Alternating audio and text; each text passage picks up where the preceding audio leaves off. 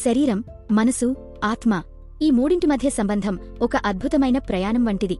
దీన్ని చాలా సరళంగా మనకు అర్థమయ్యే ఉదాహరణలతో తెలుసుకుందాం. 1 శరీరం, మనసు, ఆత్మ అసలు సంబంధం ఏమిటి? దీన్ని ఒక కారు ఉదాహరణతో అర్థం చేసుకుంటే చాలా సులభం. శరీరం, ఇది మనం బయటికి చూసే వాహనం. ఇంజిన్, టైర్లు, బాడీ లాంటివి. దీనికి ఆహారం, విశ్రాంతి అవసరం. మనసు, కారును నడిపే డ్రైవర్ మనసు. కారు ఎటు వెళ్ళాలి, వేగంగా వెళ్లాలా, ఆగాలా అని నిర్ణయించేది మనసే. ఆలోచనలు, కోరికలు, భావోద్వేగాలన్నీ ఇక్కడే ఉంటాయి. ఆత్మ, కారులో వెనుక సీట్లో కూర్చున్న యజమాని ప్రశాంతంగా ఉంటాడు. కాని ఆయన లేకపోతే డ్రైవర్కుగాని, కారుకుగాని విలువలేదు. ఆత్మ అనేది మనలో ఉన్న చైతన్యం లేదా వెలుగు. 2 నిత్య జీవితంలో ఆత్మానుభూతి ఎలా పొందాలి? ఆత్మానుభూతి అంటే ఎక్కడో అడవుల్లోకి వెళ్లడం కాదు, మన దైనందిన జీవితంలోనే దాన్ని అనుభవించవచ్చు.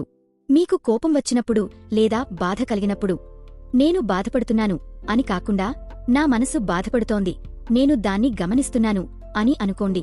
అంటే మీరు మీ మనసు కంటే వేరని గుర్తించడమే మొదటి మెట్టు.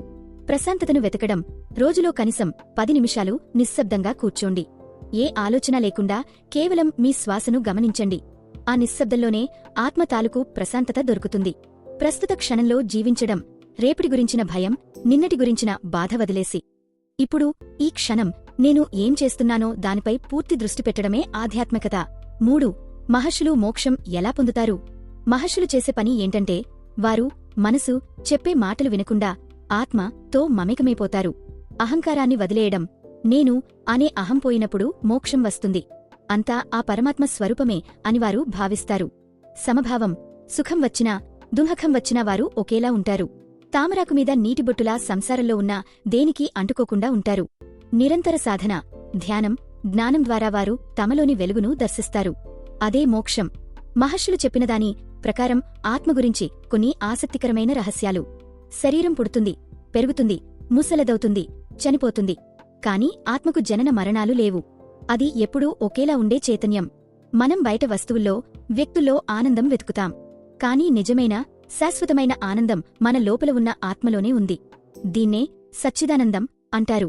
విద్యుత్ శక్తి ఒక్కటే అయినా అది బల్బులో వెలుగుగా, ఫ్యాన్లో గాలిగా ఎలా మారుతుందో, ఆత్మ ఒక్కటే అయినా అన్ని జీవుల్లో వేర్వేరు రూపాల్లో కనిపిస్తుంది.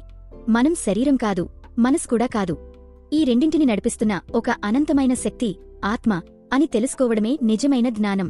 నువ్వు ఈ ప్రపంచంలో ఉన్నావు, కాని ప్రపంచం నీలో లేదు అని గుర్తించడమే ఆత్మానుభూతికి మార్గం. మనసు అనే కళ్లెంతో, బుద్ధి అనే సారథి ద్వారా ఇంద్రియాలనే గుర్రాలను అదుపులో ఉంచుకుంటే ఆత్మ అనే యజమానికి ప్రశాంతత లభిస్తుంది. మీకు ఈ వీడియో నచ్చితే లైక్ చేయండి. ఇలాంటి మరిన్ని ఆసక్తికరమైన విషయాలు తెలుసుకోవడానికి ఛానల్కు సబ్స్క్రైబ్ చేసుకోండి.